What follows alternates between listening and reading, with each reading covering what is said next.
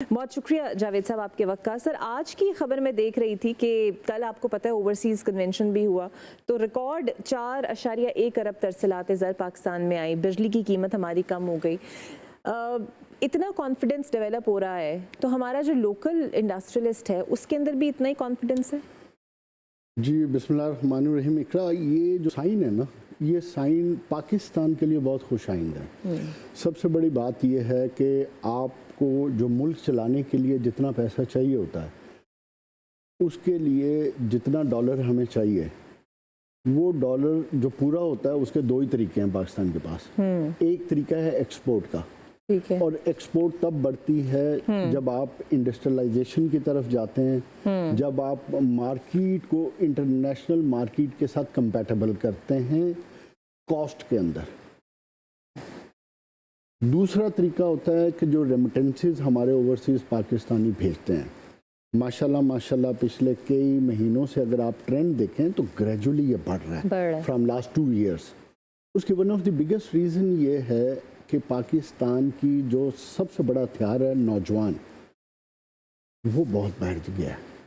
आपको याद होगा पिछले 2 साल में रिकॉर्ड पाकिस्तानी बाहर गए। बिल्कुल गए, मायूस होके गए। अच्छा, अब जो बाहर जा रहा है, हमारा निज़ाम ऐसा, फैमिली सिस्टम ऐसा है कि हमारी फैमिलीज इधर हैं, तो वो कुछ ना कुछ, कोई $200 भेज रहा है, कोई $500 भेज रहा है, कोई $700, तो वो इसका ये इफ़ेक्ट है। और अल्हम्दुलिल्लाह ये बहुत अच्छा साइन है। इससे क्या होगा कि पाकिस्तान का जो करंट अकाउंट डेफिसिट है वो अब बहुत कम हो जाएगा, और अपेरेंटली ये नज़र आ रहा है, which is a very healthy sign for the market, for the industrialist, for the people, जो इस वक्त सरप्लस पे जाएगा इंशाल्लाह इस साल।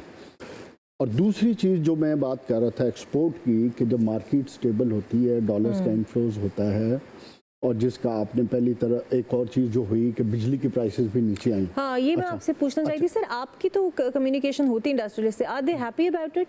बिकॉज शहबाज शरीफ साहब तो कल भी कह रहे थे कि कॉन्फिडेंस जनाब बहाल हुआ है, बाहर के लोगों का भी अंदर का भी। सो आपका इन्वेस्टर क्या सोचता है? कॉन्फिडेंस और इंडस्ट्री के लिए जो 4 फंडामेंटल्स हैं ना, उनमें से एक है डॉलर की स्टेबिलिटी। ठीक है। डॉलर की स्टेबिलिटी पे हमने बात की कि इनफ्लोज बढ़ गया, जिसकी वजह से डॉलर अब स्टेबल होगा। और स्टेट बैंक के गवर्नर ने भी कल कहा कि आने वाले वक्त में पाकिस्तान के रिजर्व भी बेहतर होंगे और डॉलर भी और स्टेबल हो जाएगा। तो एक फंडामेंटल पूरा हो गया। दूसरा फंडामेंटल होता है आपकी एनर्जी कॉस्ट का। ठीक है। एनर्जी कॉस्ट में आपकी बिजली अब ऑलमोस्ट आप इंटरनेशनल लेवल पे चले गए, जो कि इंटरनेशनल मार्केट में 9 सेंट है। अच्छा। तो आप ऑलमोस्ट उसके नज़दीक लग गए, ठीक है, जो इंडस्ट्री को बिजली दी जा रही है। ठीक है, तो दूसरा फंडामेंटल भी पूरा हो गया।